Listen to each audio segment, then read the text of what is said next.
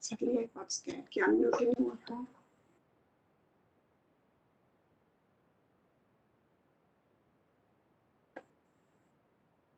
तूने ज्वाइन कर लिया ना?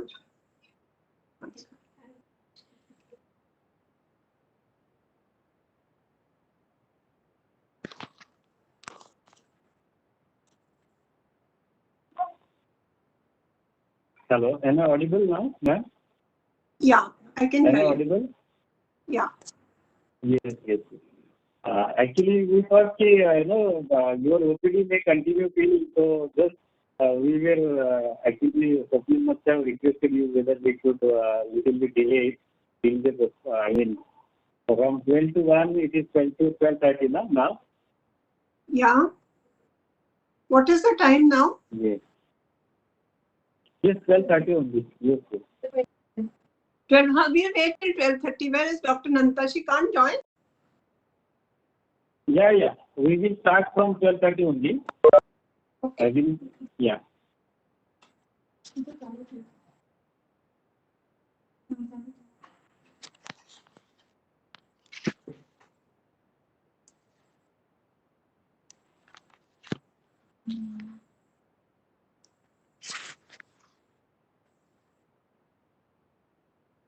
I must notice why.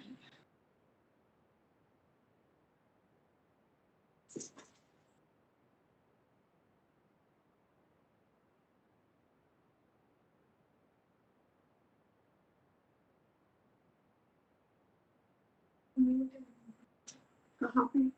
हाँ, बाकी सबने नोट किया। तो मुझे उसका इधर से सारा that's a good idea to keep it there. मुझे पता चलता है कैसे करना है।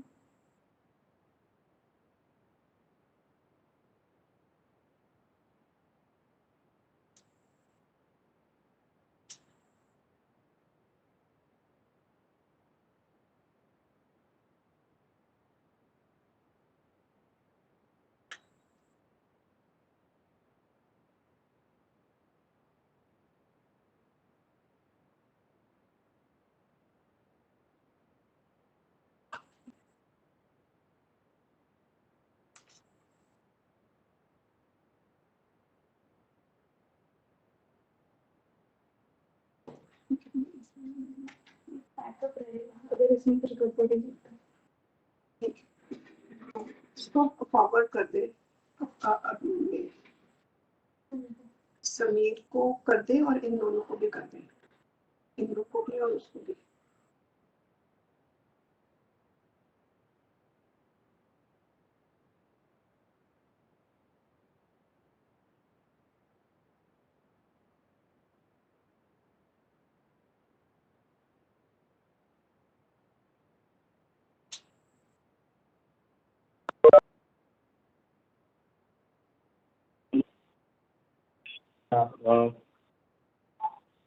Dr. Navita Buddhiraja has also joined.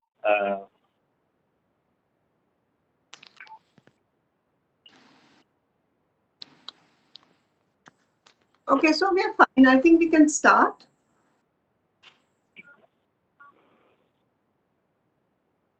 Yes, ma'am. Mr. Chandrakant, can we start? Good afternoon, It should be ma'am. continued for the 6 weeks of pregnancy. Hello, good afternoon, ma'am. Yeah, your volume is very low. Can you raise your volume?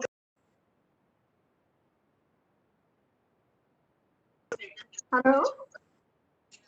Bleeding comes to Now you can hear me, ma'am? so we can give 4 Yeah. tablets start. That is 40 But milligrams. Yes, sound- ma'am. We will wait for another 2 to 3 minutes. No In medium participants. insufficiency, Very, very- then it is sufficient. Hello, Navita? Hello?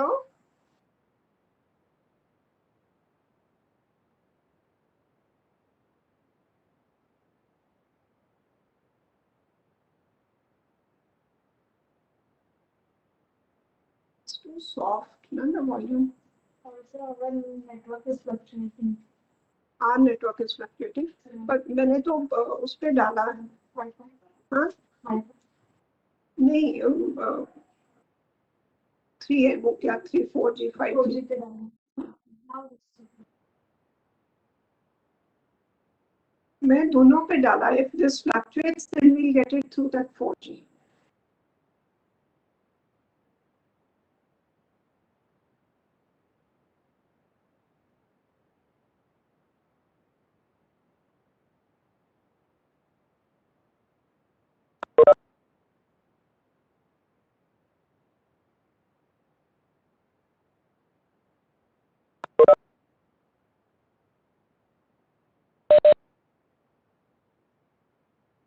Yeah, I think we can start. I just said volume is little low, so if you can. Good afternoon, ma'am. Now I'm audible. Yeah, now you're audible. Yes, that's nice. Actually, there is connectivity issue due to the rains and all. Sorry for the inconvenience. No, it's not your fault at all. Yes, I think we can start. Yeah, thank you, ma'am. Just give me 1 minute. A very good afternoon. Ma'am, can you also share your screen simultaneously with the PPT? Well, how is that to be done? Chandrakantji, have you done the dry run with the map? Okay. Ma'am, can you open the PPT first? Dr. Navita, I will share the screen. I will share the PPT for doctor. Who is sharing it? Hello. Hello. Yeah, Chandrakantji, you are Yeah, sharing the Navita. screen?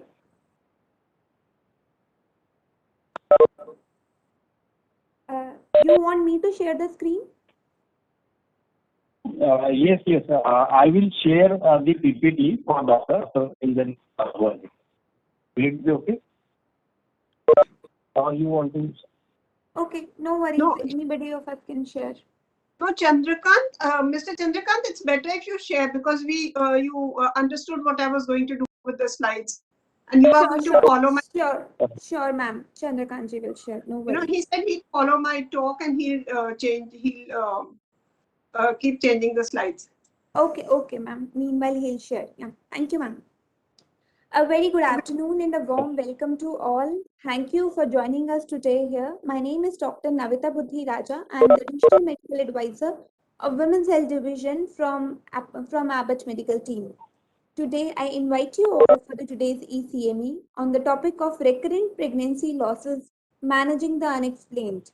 Our speaker for today is Dr. KanwalPannu. With the immense years of experience, she is going to speak on this very crucial topic for us. She has done MBBS, DGO, PGD, MLS. She's a senior obstetrician gynecologist and has over 30 years of clinical experience. She has expertise in early pregnancy viability and advanced maternal age pregnancies and uterine diseases. Her clinical focus includes women's healthcare, healthy pregnancy, and holistic peripartum medicine.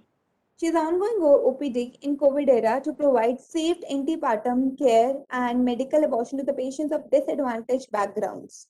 Without further ado, I hand over the session to ma'am to take over, and I request all the participants to kindly mute themselves for the smooth functioning of event, or if they have any queries, they can put that in chat box. Thank you, ma'am. Over to you. Hello, everybody. I'm happy to be here today. I thank Abbott for this chance. Well, my topic for today is recurrent pregnancy loss. Miscarriage, we know, is the spontaneous loss of pregnancy before 20 weeks of gestation without medical or mechanical means to terminate a pregnancy. UK defines it as 3 or more consecutive pregnancy losses. In USA, it's 2 or more consecutive pregnancy losses. And WHO says loss of a fetus weighing less than or equal to 500 grams at 20 to 22 weeks of gestation. Incidence of recurrent miscarriage. 10 to 15% of pregnancies result in spontaneous miscarriages. Recurrent miscarriage affects 0.5 to 2% of pregnant women. Causes. We have unexplained, including non-APS thrombophilia, endocrine causes, infections, autoimmune, anatomic factors, and genetic factors. So the incidence and causes of unexplained RPL. No apparent causative factor is identified in 50 to 70% of couples with RPL. Most miscarriages are sporadic and are thought to result from genetic causes, which are greatly influenced by maternal age. In these patients, the chance for a future successful pregnancy can exceed 50 to 60%, depending on maternal age and parity. Incidence of unexplained RPL according to maternal age. Maternal age is the single most important determinant of miscarriage in the general and RPL populations, which is invariably a result of oversight and embryonic. For example, the theoretical incidence of RPL in women less than 25 years is approximately 1.2%, whereas for women of more than 55 years age, it may be of RPL occurring by chance. A significant number of women suffer from RPL because of chance alone and will not have any identifiable abnormality other than embryonic aneuploidy. These patients are healthy women who have been unlucky in their pursuit of a pregnancy and will be diagnosed as having unexplained RPL because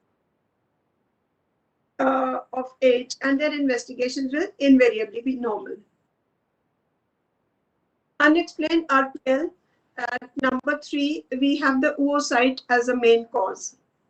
Aneuploidy is accepted as the main cause for pregnancy loss in with advancing age. Immature ovarian aging is a factor, leading to reduced oocyte quality and quantity.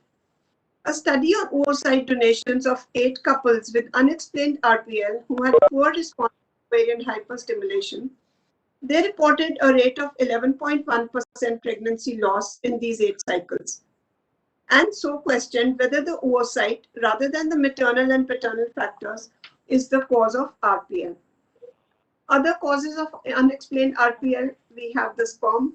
The role of the sperm in unexplained RPL remains controversial, with original reports on factors such as chromosome modifications, sperm oxidative stress, sperm DNA fragmentation, sperm concentration, morphology, and function. A recent systemic review and meta-analysis reported that DNA fragmentation was indeed significantly associated with miscarriage. The results concluded that using methods to select sperm without DNA damage may reduce miscarriage in assisted conception treatment. Another cause in unexplained RPL is the endometrium. Women with RPL express increased levels of pro-implantation cytokines, which render approximately 40% of them superfertile. This superfertility is believed to disable the natural selection of healthy embryos and allows implantation of poor quality embryos. This inevitably leads to a pregnancy loss. At number 6 of unexplained RPL, we have other causes, systemic causes. Other than the embryonic endometrial interactions, a plethora of research has focused on systemic conditions as a possible cause of unexplained RPL. Thyroid abnormalities, and particularly thyroid antibodies, polycystic ovary syndrome, insulin resistance, and hyperandrogenemia, abnormal immunologic reactions, are the important systemic factors. At number 7, there is genetic predisposition to unexplained RPL. We know that there is an increased risk in siblings of affected patients. Interleukin IL genes are most commonly associated with RPL, and IL-1 beta, IL-6, IL-10, and IL-18 are commonly held responsible. At number 8, we have immune dysregulation. First is maternal immune tolerance of the fetus. This is essential for normal implantation and pregnancy. A disruption of the normal CD4 T helper cell and uterine natural killer activity and a TH imbalance in the endometrium could lead to implantation failure and pregnancy loss. Immunologic reaction to male-specific compatibility, HY antigens, has also been hypothesized as a cause of pregnancy loss in women with secondary unexplained RPL following the birth of a boy. Now, stratification of women with unexplained RPL. We must understand that it is important to identify and distinguish between women with unexplained RPL who have suffered their pregnancy losses by chance alone or genuine abnormality. Recently, it has been proposed to classify these women as having type 1 and type 2 unexplained RPL respectively. Type 1 would have the older age group with lesser than 3 in number RPL, and it includes biochemical factors, and most likely pathology would be abnormal karyotype of conceptus. Type 2 would have the younger age group, more than 3 RPLs, only clinical, and this remains unidentifiable. Now we come to pathogenesis and diagnostic workup in recurrent miscarriage. Next slide, please. We have heterogeneous conditions. Pathogenesis is multifactorial, complex, and poorly understood. The standard investigative protocol fails to identify specific cause in 50% of cases. And unknown conditions we all are very familiar with: blighted ovum, ectopic pregnancy, molar pregnancy, and stillbirths. Now, the diagnosis. Recommended tests for diagnosis. Unexplained RPL is considered as the diagnosis if a complete genetic, anatomic, endocrine, and immune evaluation has been performed and the results are normal. In etiology, we have the uterine factors, and the tests are a 3D ultrasound, sonohistography, hysterosalpingography, hysteroscopy, and an MRI. Antiphospholipid syndrome, ACL, anti-beta-2-GP1, lupus anticoagulant. Endocrine abnormality, the most commonly done tests are a TSH, prolactin levels, fasting glucose or HbA1c, or yes. Genetically, we were doing karyotyping of the products of conception, but now microarray and FISH is recommended. Also, parental karyotyping is advised. In environmental factors, we have any or all kinds of substance abuse, say smoking, drug, alcohol, caffeine, whatever. Also performed luteal phase deficiency, we have mid-luteal progesterone and an endometrial biopsy. Chronic endometritis, we have endometrial biopsy. Other infections, we can do cultures. And male factor, we already spoke about DNA fragmentation test on the sperm. Pre-implantation genetic screening. Now, this has recently been proposed as an option for couples with unexplained RPL. PGS involves the analysis of all 23 chromosome pairs. Next slide, please. With several molecular techniques used across the years. The techniques are fluorescence in situ hybridization, commonly called FISH, comparative genomic hybridization, CGH, array CGH, that is the ACGH, single nucleotide polymorphism array, quantitative or real-time polymerase chain reaction, and next generation sequencing. With continuous technological developments and cost reduction, it is likely that pre-implantation genetic screening will help improving the IVF efficiency.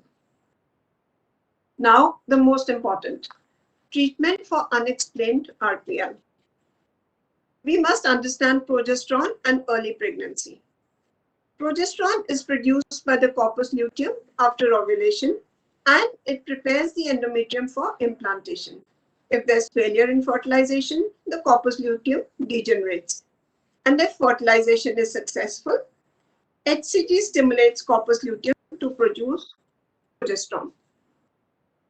This progesterone induces secretory changes in the endometrium.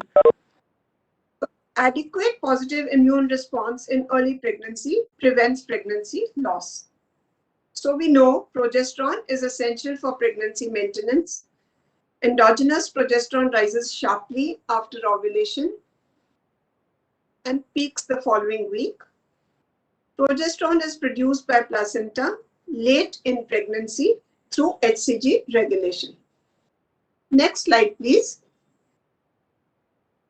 The next slide. Yes, progesterone has a role in unexplained RPL. There is clinical evidence to prove that. Overall live birth and miscarriage rates following progesterone supplementation were 63% and 36% respectively. This study provides support that progesterone supplementation reduces the subsequent miscarriage rate in patients with unexplained recurrent miscarriages. Progesterone and unexplained RPL, clinical evidence. A meta-analysis of 10 RCTs, including 1,586 women with unexplained RPL, they showed a significantly lower risk of recurrent miscarriages and a higher chance of live birth following supplementation with progesterone. A recent observation of the cohort study also showed that vaginal micronized progesterone started 3 days after the urinary LH surge significantly improved pregnancy rates in women with unexplained recurrent pregnancy loss. Other strategies which have been worked upon, intravenous immunoglobulin.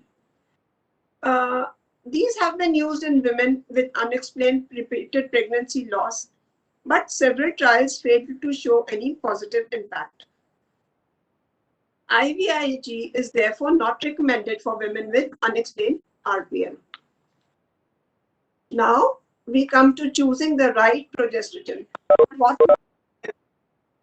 say? Next slide, please. Yeah, the next one. Yeah, yes, this.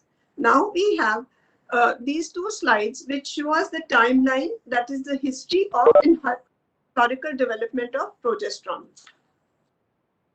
Next slide, please. I'm not reading out these slides because all our viewers and all doctors are well versed with the history of progesterone. Now we come to formulation and route of administration of progesterone. Next slide, please. First, we have, yes, that's right. We have injectable progesterone. We have intramuscular and subcutaneous injections. Sufficient secretory transformation of endometrium is seen, and adverse effects of injectable progesterone include injection site pain. They may cause skin, inflammatory reactions, and abscess formation. Second is the vaginal progesterone. This is well tolerated with adequate endometrial secretory transformation. Transvaginal use of progesterone can cause discharge, vaginal irritation in some patients, and also discomfort while administration. Sorry. Oral progesterone. Oral administration is the easiest route of administration and generally the most acceptable route for the patient. Patients prefer oral administration over injectable or vaginal routes. Oral progestins. Oral route may help circumvent the inconvenience and discomfort related to vaginal or intramuscular progesterone applications. So we have oral micronized progesterone and we have oral diprogesterone. The following slides are a comparative study between multiple formulations of oral progestins. Patient convenience and compliance offered by the oral route has encouraged manufacturers to come up with multiple formulations. One such formulation is the sustained release formulation. Oral formulations of micronized progesterones, which are sustained release, it is said that they are not approved for pregnancy indications and they are not available globally.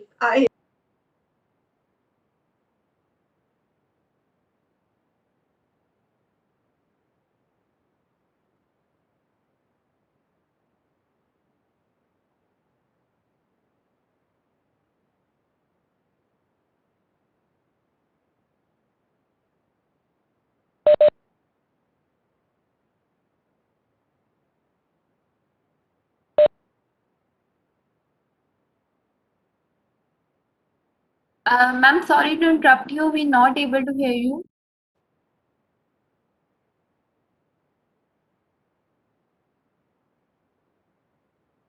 Ma'am, please unmute yourself. We're not able to hear you.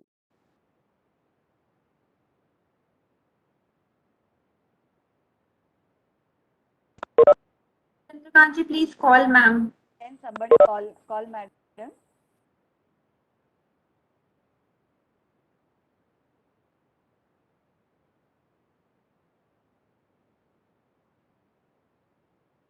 Ma'am, you're muted. We are not able to hear you. Okay, are we good? All right.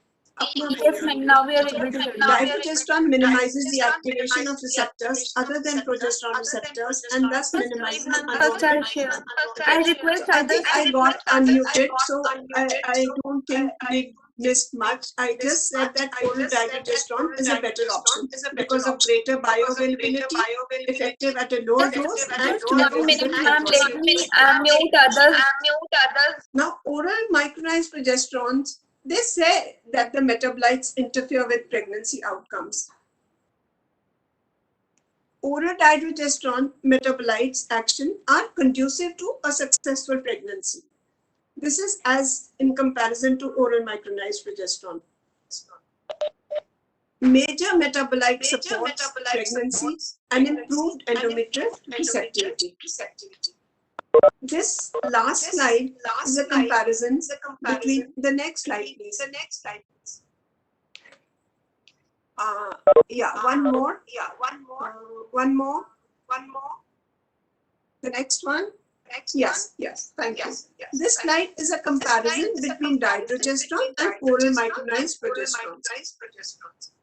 It's approved in pregnancy indication, the global availability, the bioavailability, adverse effects, pregnancy outcomes, effect of metabolites, and documented evidence of immunomodulation. Now, let's discuss the benefits.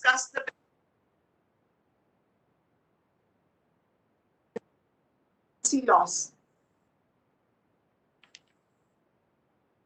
Oral dydrogesterone has a wealth of evidence for managing early pregnancy loss. Dr. Aspi sir, you will have to mute your audio. Should I speak again? Hello? There's echo. Hello?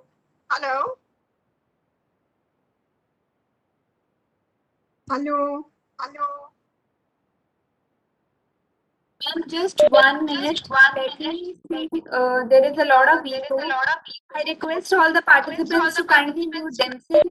This is creating a lot of echo in the meeting and we're not able to hear you properly. Please mute yourself till the ma'am's session is going on. If there is any queries, you can write that in chat box and interact after the session ends. Thank you, ma'am. Now I'll be sharing the screen. All right. Here Can we you are. confirm if you're able to see my screen, ma'am? Yeah, I can see the screen. Thank you. Thank you. Am I audible?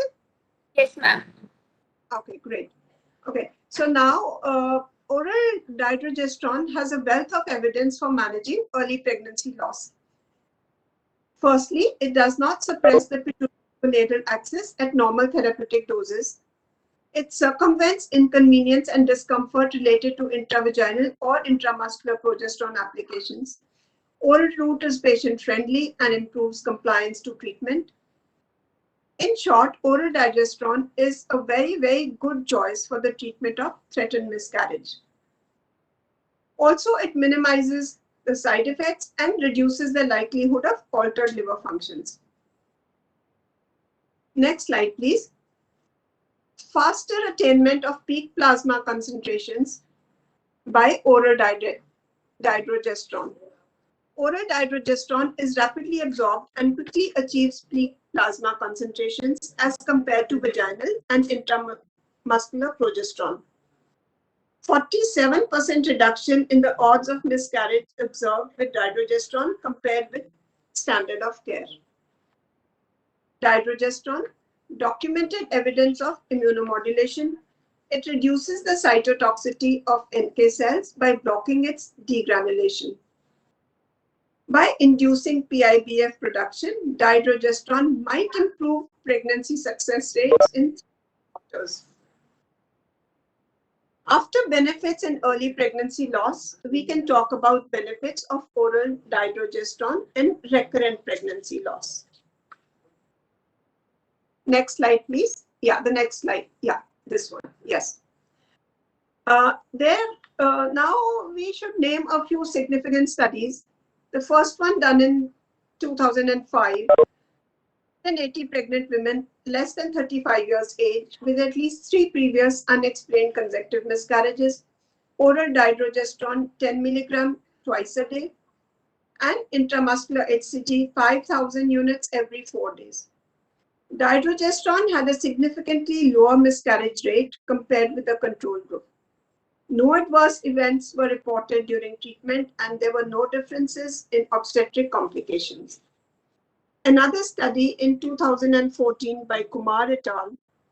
The objective was impact of administration of dydrogesterone in early pregnancy on the pregnancy outcome and its correlation with Th1 and Th2 cytokine levels.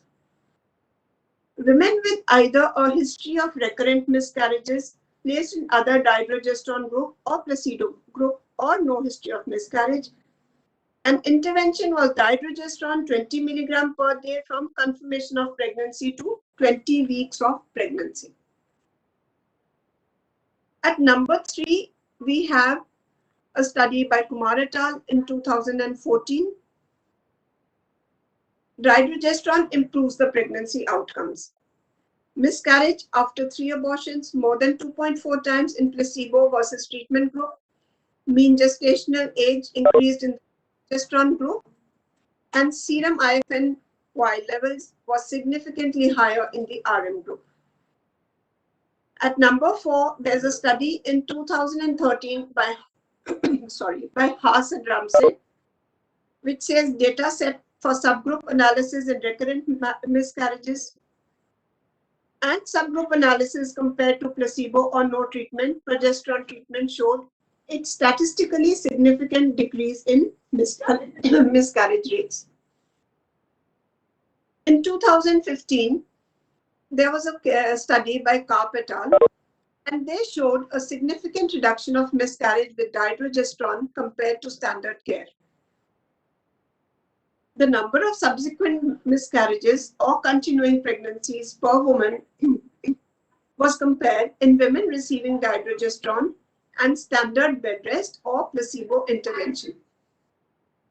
13% absolute reduction in the miscarriage rate after dydrogesterone treatment, minimal adverse and side effects with dydrogesterone, and a significant reduction of 29% in the odds for miscarriage when dydrogesterone is compared to standard care, indicating a real treatment effect. Study in 2017 by Sakon et al. Concluded that women randomized to the progestogens group in the first trimester and before 16 weeks had a lower risk of repeated pregnancy loss and a higher live birth rate compared with the control group. Finally, we can say that global guidelines recommendations favor dydrogesterone in RPL. The European Progestin Club Guidelines for Treatment of Recurrent Miscarriage 2015 says for women presenting with a clinical diagnosis of recurrent miscarriage 3 or more, there is a reduction in the rate of miscarriage with the use of dydrogesterone. Foxy position statement on the use of progestogens 2015 says dydrogesterone 10 milligram twice a day till 20 weeks of pregnancy. ESHRE guidelines on recurrent pregnancy loss in 2017. Vaginal progesterone during early pregnancy has no beneficial effect in women with unexplained RPL. There is some evidence that oral dydrogesterone initiated when fetal heart action can be confirmed, may be effective. Now, a little about dydrogesterone. Evidence says it's not easy to make it.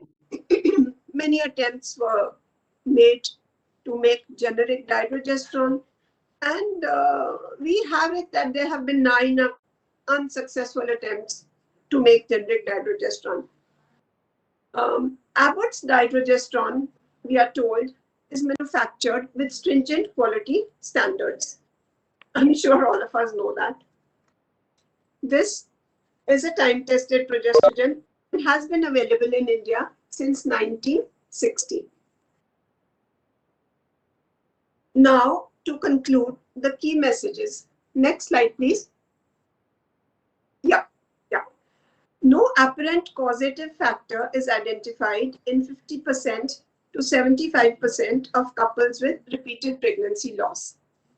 In patients with unexplained repeated pregnancy loss, the chance for a future successful pregnancy can exceed 50 to 60% depending on maternal age and parity. We need to select women who are more appropriate for further investigations and potential future treatment. Oral dydrogesterone supplementation has been reported to be beneficial in women with unexplained repeated pregnancy loss. And I conclude by saying a sincere thanks to Abbott for this opportunity. And I would especially like to convey my deepest gratitude to Dr. Aspi sir for the support and encouragement. I'm highly obliged, dear sir. Could everybody please unmute themselves? Navita? Thank you so much, ma'am, for giving such a wonderful session to all of us. It was indeed very elaborative and informative, and you rightly pointed to all the facts related to the pregnancy, RPL, and their management as well. Now, I request all the participants to kindly unmute themselves and they can come ahead with their ideas of the management of RPL cases, any novel case or maybe any interesting case. They can come up and interact and go ahead. Dr. Aspi sir? Dr. Aspi sir?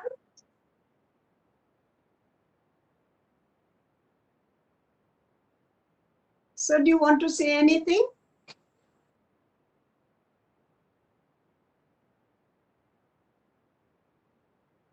Dr. Parna Van Malik, would you like to say something?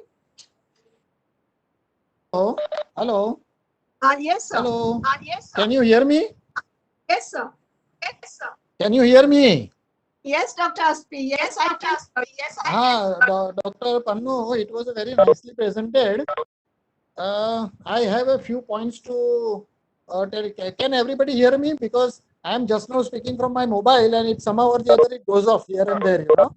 Yes, sir. See, We the can hear you loud this and clear. Dufaston tablet I have been Yes, sir. using since last almost about 40 years. That's right, sir. From somewhere around 1980 onwards or so. You understand? Yes, sir. The problem with this particular tablet is a cost factor. Now, the one strip of your Dufaston one tablet or one strip of Dufaston costs somewhere around 650 rupees. And Yes, sir. what ASHRAE guideline which you showed us, they are telling us to give from the heartbeat when it comes. That is around Yes. 6 to 7 weeks of pregnancy up to FIGO, according to our FOXY guideline, up to 20 weeks. Now, if you calculate the cost of one tablet twice a day, 10 milligram with 600 or 650 rupees, it comes to almost about 20,000 rupees by the time you reach 20 weeks. Do you understand? Okay. So that is absolutely not possible for majority of our patients. I mean, those who are going for IVF and spending lakhs and lakhs, that's a different story altogether. You understand? Yes, sir. So, I don't agree that you have to start a progesterone when the fetal heartbeat comes. Because in unexplained infertility, sometimes the support is required even prior to conception sometimes or immediately after conception. Prior to conception, you may not give a Dufaston and all that, we know it very well. But then we can even start even 48 hours after either IUI or after the rupture of the follicle. and then you have to continue. I don't know how they say that you can start only after the heartbeat comes up. Maybe probably that if the patient has undergone a miscarriage or a missed abortion, it may be retained. But I think that feasibility is very, very low because we repeatedly do our sonography for on such patients. So I would certainly advise you to take it after 48 hours after either IUI or 48 hours after even a transfer or even a 48 hours after the spontaneous rupture and natural the relation when the patient is kept. You understand? That is number one.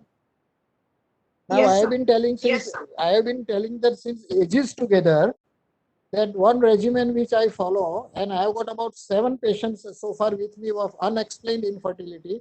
Now you also said in your lecture that there are 50 to 75% of the patients are unexplained after doing all possible available investigations, right? Now, if these are the patients who are unexplained, now the people have started immunotherapy and all. Dr. Raut does that and all. That is for a long, Yes. long time. And some people say it works, some people it doesn't say work. According to him, it works. But what I personally do, that I start with as soon as the patient has conceived and the first time, because you have to have a very close follow-up with this patient, that the moment she becomes a beta HCG positive in a normal range, I start with one antibiotics, that is anti-cephalosporin antibiotics, either Ceph or anything, whatever it is, either 250 milligram 2 times a day. I continue it till 12 weeks of gestation. Remember that. Number two, I also start a drug which we use it for toxoplasmosis. 3 international unit I start once a day or 1.5 international unit twice a day, and I continue till again 12 weeks of gestation. Number Yes, three, sir. what I start is one of the progesterone, either dufastone or whatever progesterone, no problem, nothing happens. Only one thing Yes, acidic sir. causes is sometimes it might cause infrequent little spotting here and there up to 12 weeks of gestation, then it stops. So and 12 weeks of onwards or 15 weeks of onwards, aspirin we always give if there is a notch which has come up and all, uterine artery notch and all. But in the first trimester also it does not cause any harm, and I have given to this patient. Believe me, all these 7 patients who had a miscarriage, recurrent pregnancy loss ranging from 2 miscarriages to 5 miscarriages. With this regime, all of them have delivered. All of them have delivered. And I have been telling this to almost every conference. I have been telling that you try on one patient in a year, and if there are about 7,000 gynecologists, they will have a 7,000 cases in a year. And then you analyze and see what happens. Because now the people are coming out with data that there are unknown infections. Maybe in not anaerobes and aerobes or something like that, but aerobes, unknown endometritis, which now IVF people are now the big way they are coming up. This we have been using it since last long time, antibiotics use. Cephalosporin in the first trimester does not cause any problem to the developing fetus. It does not cause any problem to the developing fetus. Even the drug which we use, what is the drug which we use in toxoplasmosis? Anyways, 1.5 to 3 international unit. That also, yes, very good. Rowamycin. Rowamycin. So that Yeah, that also does not causes any problem in the first trimester at all. You understand? Now, drug when you are using in the first trimester or during the development, there are 2 distinct things. One is embryogenicity and another is the development of the fetus. The embryonic differentiation takes place between the 5, 6 weeks to 7, 8, 9, 10 weeks of gestation. Whereas organogenesis occurs after the 12 weeks of gestation. So the drugs which are teratogenics are the drugs which are given during the embryogenetic phase and not organogenesis. The drugs which cause harm during organogenesis after 12 weeks of gestation, when the organs are already formed, then the organs are developing. So they may cause IUGR and growth retardation, low birth weight babies and this and that and all, but it will not cause a teratogenic effect after the 12 weeks of gestation. So this has to be very, very clearly understood and keep in everybody's mind. Okay. The other thing is that this program is being telecasted on WebEx. Please remember that I got about 3 or 4 messages just now that we don't have a WebEx. Because the WebEx is not a very well-known this thing. People are very used to Yahoo.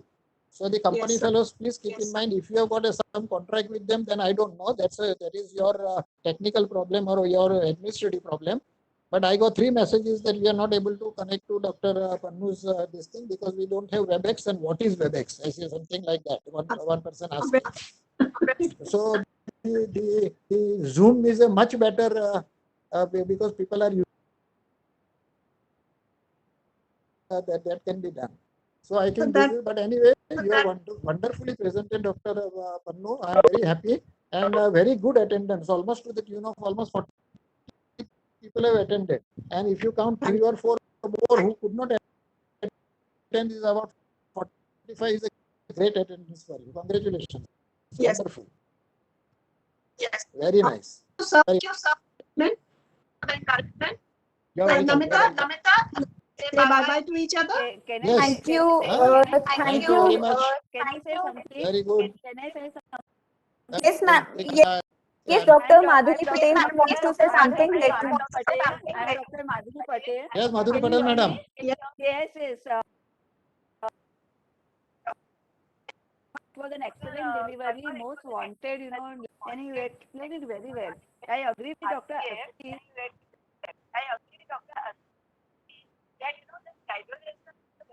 Don't use much in practice, especially in the low and the middle income group people. Income group, I agree with Dr. Asti that they can have at any cost, right? And one more thing that we should start the progesterone, and even I agree with Dr. Asti that aspirin should be started from the pre-conception phase. That's what I have a feeling, and I got very good result.